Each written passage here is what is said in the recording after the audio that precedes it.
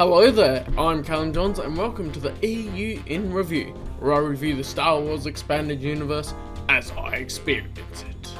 This time I'm going to be continuing on with the classic Marvel Star Wars run, and I'll start off with issue 24. It's written by Mary Jo Duffy and illustrated by Carmine Infantino and Bob Wycheck. The cover of this has Ben Kenobi on the front with a purple cloak. I don't know why it's purple, but it is. It'd be better if it's brown for consistency, but artistic interpretation, I guess. And it is the cover, so those things never happen anymore. There's a note that this story takes place after issue 15, so I guess they mean directly after, so it's sort of in between issue 15 and issue 16, but it could really mean any time after issue 15, to be honest. That's how it seems to make sense anyway. Thought it was a great trick to destroy both of the TIE fighters that they did. You can read the story for that one. And this actually goes into a flashback part with Ben Kenobi back in the old days of the Republic. So, we have an Obi-Wan Kenobi looking very different. Could be that it's sort of from the perspective of Leia, imagining what he looked like from what she was told and heard about. As it's sort of a flashback of her remembering a story she was told. And so that makes sense in that respect. His outfit is actually a skin type bodysuit, which is different to the yellow robes that we're all familiar with from the prequel era. And Obi-Wan says that he never owned a living creature. So that's interesting. But he says a living creature in reference to a droid. So he actually seems to view droids as living creatures in this comic, which is different, because I always thought of it as a different perspective to that. But if it's true, he never owned a living creature. He never owned a droid. That covers the I don't recall ever owning a droid line from R2 knowing him beforehand. Lightsaber is spelt wrong again. It has RE on the end instead of ER. I don't know why they had some issues with that in these early comics, but they did. Obi-Wan, though, even though he looks different, he still has the sass. So that's always good to know that he's always had the sass. His lightsaber hilt is different. They said that the ship was on its way to be repaired. This is a different ship that Luke and Leia and that are on. But Leia told her story, and then when they get there it's magically fixed. They didn't show them stopping off anywhere or anything while they were telling the story. So there's a little bit of a jump there that it's a bit confusing. They should have explained it. Anyway, on to issue 25, written by Archie Goodwin, back again. Illustrated by Carmine Infantino and Jean Day. So this returns to the present day as we're going along in the run. It's the present, not in the flashback part anyway.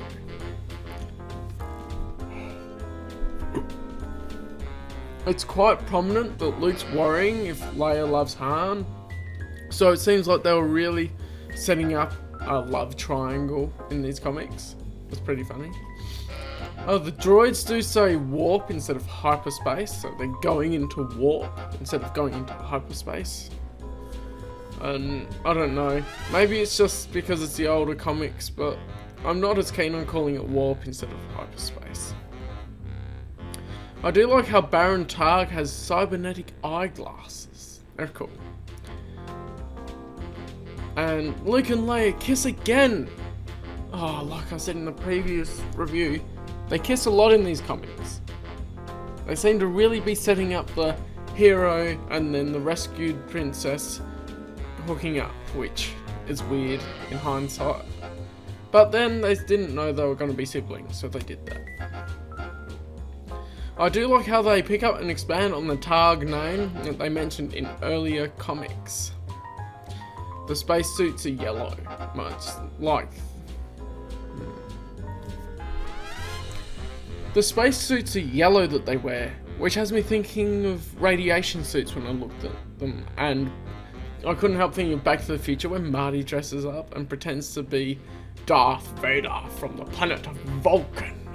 It's pretty cool. Leia mentions that the Imperials have a base on the other side of the planet Yavin from where the rebel base is on the 4th moon. However, I gotta question this, because wouldn't the moon orbit the planet at a different speed than the planet rotates? So then it wouldn't stay on the other side, the moon would actually see it at one point. Now you could say it's fiction, they rotate at the same speeds, but you gotta question that a little bit. Physics. Because at least we know from our own planet Earth, our moon orbits at a different rate than the Earth rotates. Anyway, on to issue 26, which is written by Archie Goodwin and illustrated by Callum Infantino, and Bob Wycheck is back. It mentions Leia coming from a planet with no weapons, which actually lines up with Alderaan and other EU material being pacifistic and banning weapons on their planet. The idea of the Storm's eye on Yavin being a tunnel for the TIEs is good. I like that idea. They did choose to add a massive breather to the Rebel pilot suit though. It looks a bit out of proportion with the rest of it. However, I like the look of it, other than it looks out of proportion. It's good. I like Luke's "don't tell me he's only a machine" with R2. It shows his bond and how he views droids more like people, which actually parallels with how they showed the flashback with Obi-Wan Kenobi, with him caring more about droids. It's a nice little connection there. Having an old TIE fighter that makes sense. So the Rebels basically have this old TIE fighter that they had and use it for the mission. I like how they use the old TIE fighter for the mission. It's good. 3PO's reaction to R2's damaged state is touching. And funny a little bit when he says, "Not going to call me a carbon-scored crybaby?" Thought some of the banter between them is just a bit funny. Luke getting down to the station with the stolen craft is great, and Baron Targ's talk about being the Emperor's favourite over Vader really adds to his character and clearly shows us what he wants anyway. Now, issue 27, still written by Archie Goodwin and illustrated by Callum Infantino and Bob Wycheck. This is the return of the Hunter, Valence. He returns in style, taking a bounty and blasting droids. It's awesome, he comes back like action. I do like stories starting with action, sort of delve straight into how much of a badass he is. Valence still doesn't seem to have the best motivation for hunting Luke. At the moment, he's hunting Luke because he treats droids equally to organics. But like, he must be so obsessed over it. It doesn't seem like a very solid reason to be chasing him. Rather, I'd prefer if they would have given him a bit more of a reason than just, "Oh, he cheats droids, right? I'm gonna kill him because he doesn't treat droids like they're slaves and like they're not human." Banter. But yeah, not so solid for me. I like how Luke uses a maneuver he picked up from Han with threading the asteroids, so it's showing Luke learning from Han, which is a great addition to as well. And there's an asteroid called Junction. What an original name. Yeah. Yeah, it's called Junction. They really could have come up with a better name for it. Luke says it's his first time in a real city, so it's interesting to note that between issue 27 and A New Hope, he hasn't been in an actual city before. He's only been on Tatooine and a few other places, but not a proper city. It mentions the temples on Yavin 4 are Massassi ruins, even way back when this was released in 1979. So, that's awesome because that's George Lucas world building, and then that connects to the Massassi with Exar Kun and the Old Republic era. It's awesome. Valence does awesome groundwork to find spies and everything when he arrives on the planet. So I really like how it shows him doing his research, doing his groundwork, finding everything he needs to really be able to be really good at his job. Overall, this story arc and Valence appearing again is good fun. I like how they didn't try to make it on such a big epic scale, but it's more like down to earth in the underworld part. It's nice. And I noticed in this issue that the art is improving. Still not perfect, still looks different to the characters we see in the movies. The faces are the wrong shape and stuff, but the other new characters are fine. Like, you look at the other new characters, they're not inconsistent or anything. It's really good. So next we'll be going on to issue 28, which is written by Archie Goodwin as well, and illustrated by Callum, Infantino and Jean Day. It is cool. On the cover, the Coven of Crawling Death. I just thought it was a little bit funny that name actually. I like they're going back to see what Jabba's been doing. It's nice. Han's eyes in the art in one panel look really weird.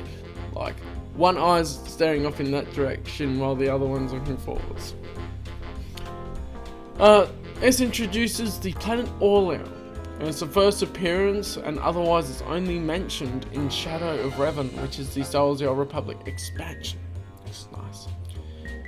Later on in this issue, art for the Falcon looks improved a fair bit, but then they sort of swap between a panel that has a really detailed Falcon and then a not so detailed one that doesn't look as good. They're improving the art, which is nice to see. It mentions Orlean being an old hideaway for Han and Chewie, and as far as I know, this isn't told in any other Star Wars EU material. So there's a part of Han Solo's story not covered in the Han Solo Adventures or the Han Solo trilogy, written by Brian Daly and AC Crispin respectively. And Jabba is still the yellow alien from earlier issues, which, as I mentioned in one of my previous reviews, isn't really an issue because it's later retconned that it's someone saying they're Jabba for business dealings. And then enter the Void Maker, which says it's Jabba's personal freighter. This is his first and only appearance, so he has a personal freighter, but then he gets destroyed. And this is interesting. This issue introduces stone mites, and Han says that they're a biological weapon developed during the Clone Wars. But I did a little bit of research on this. It doesn't quite add up. So they appear all the way in the Dawn of the Jedi comic, which is way back even before the Old Republic. But Han says they were created as a bioweapon in the Clone Wars. This could be covered that this issue, this comic run, is S-canon, so the later material is better, but there's a huge gap chronologically between appearances. So maybe it sort of faded away, and then during the Clone Wars, Sidious or whoever was working on the stone mites actually found them again and reintroduced them. Possibly could have altered their genetic structure a bit more to be more of a bioweapon, but they could have also been the first appearance of what was found and reintroduced in the Clone Wars. That's my headcanon anyway. Everything will line up there then. And they seem very similar to Minox, but they eat metals and minerals instead of sucking energy out. They don't fly, they crawl along, but there's a lot of them. Read the comic to have a look-see. Jabba has a minion holding a field over him to stop the rain. So that just seems a bit pretentious of him, doesn't it? To have his minion just hold a stick over him and has this field around him and stops the rain. Fun times. And I thought this was really cool.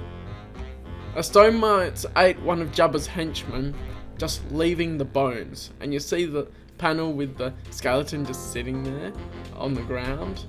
It's a really cool part, I think. It reminded me of like the Galaxy of Fear and the Death Troopers vibe of horror in Star Wars. I have that. Han and Chewie are getting rid of the stone mites from the Falcon by generating heat on the hull and burning them off. It was a great idea, if it worked a bit better. But it's still a cool idea. And then, of course, they escape. Jabba has some sort of red spacesuit. So I don't know why they have different spacesuits, but Jabba has a red spacesuit to differentiate him, I guess.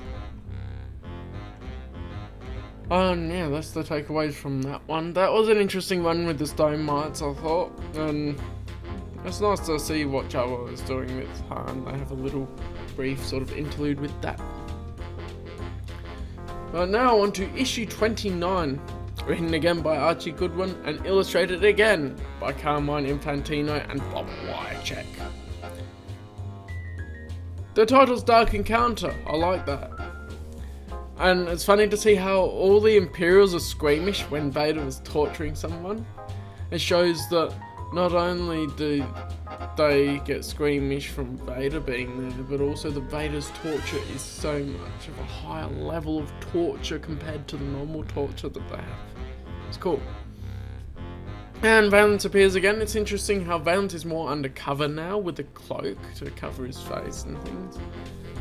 And I don't know really why the Empire is racist against cyborgs, or why Valance is so quick to know he has to go against the Empire, but basically a couple of stormtroopers show up, go, "Hey, you're a cyborg, we're gonna kill you."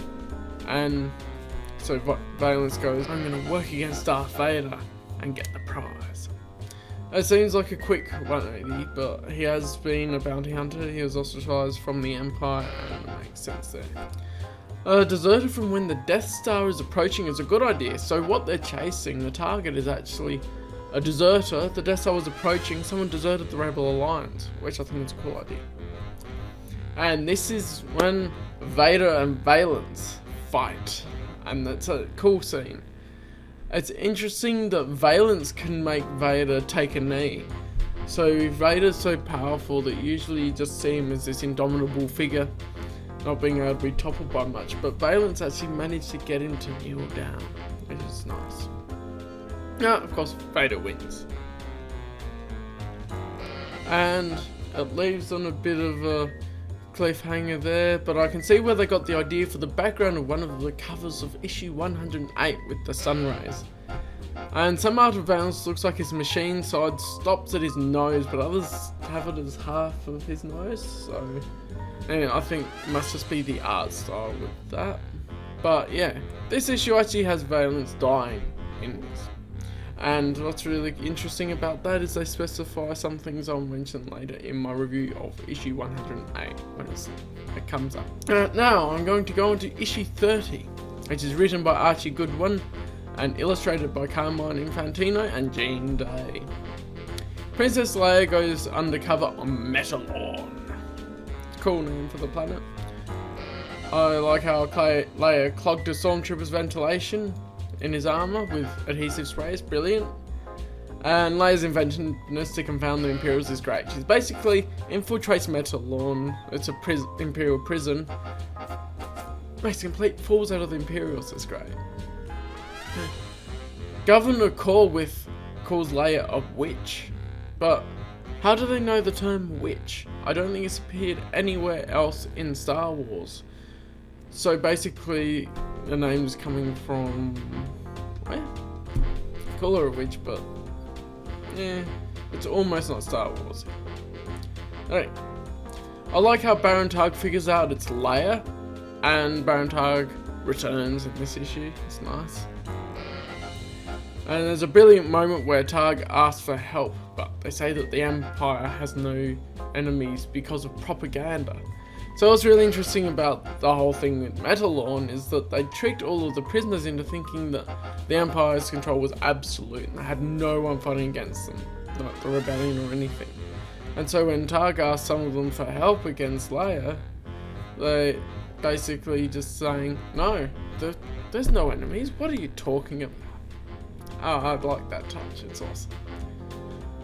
And yeah, that'll be the end of this review episode. Overall, these are fun little stories. It's one shot, so I've put them together until the next story arc I feel is appropriate. Yeah, what do you think of these? I think there's some really interesting ideas that they implemented in these, and they're really ambitious for the ideas even back in these days. That's cool. But that will be all for this episode. I'm having fun with these and I'll keep going. I'll see you in the next video. I hope you enjoyed it. Bye.